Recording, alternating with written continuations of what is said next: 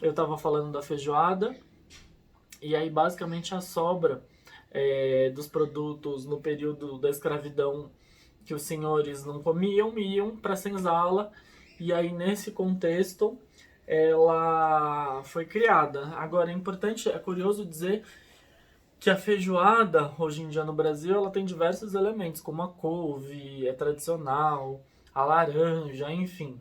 E aí, nesse sentido, isso tudo é influência da cultura e da culinária portuguesa.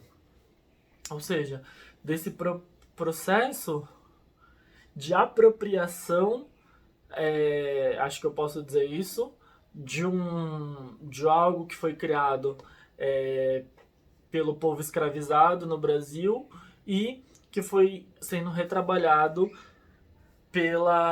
pelos descendentes que aqui estavam de europeus. Acho que uma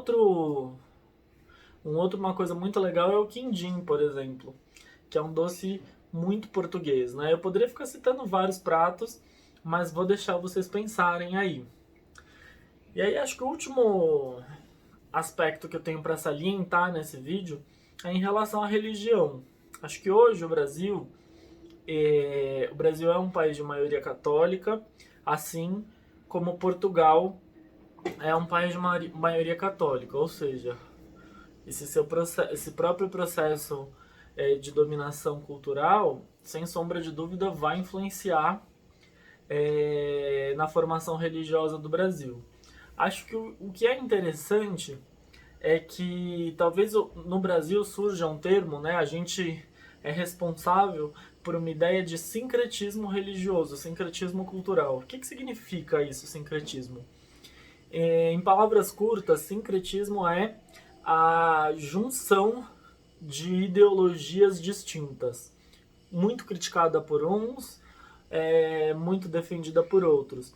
Exemplo clássico, né, de sincretismo.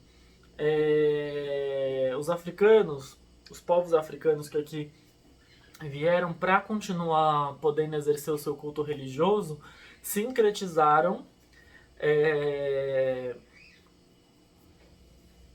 sincretizaram elementos das suas culturas. Então, por exemplo, muita gente fala assim, Xangô é São Jorge, ou seja, faz uma correspondência dos santos católicos com os orixás africanos. Nesse sentido, acho que é uma discussão muito complexa e também muito delicada. Vale a pena gastar um tempo e conversar sobre todos os aspectos. Mas eu queria que a gente entendesse que a nossa cultura, querendo ou não, tem elementos muito sincretizados. Não só africanos e europeus, né? Como elementos indígenas. Se a gente pensar, por exemplo, a mandioca, ela é um produto indígena, né? Ela é um produto, não, ela é algo muito usado na culinária indígena e que foi sendo sincretizado. Então você tem diversos pratos aí com elementos trazidos pela cultura europeia e elementos trazidos pela cultura indígena.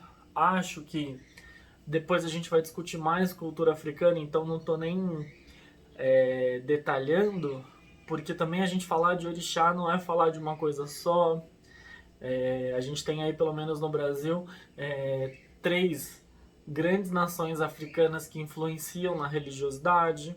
E aí, nesse sentido do sincretismo, da mistura que se formou no Brasil, acho que vale salientar a formação da religião da Umbanda, que é uma religião tipicamente brasileira, que acontece em outros lugares do mundo, mas em cada lugar do mundo acontece de um jeito, né?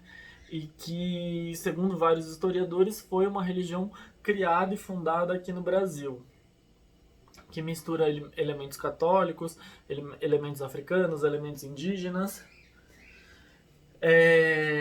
Que mais?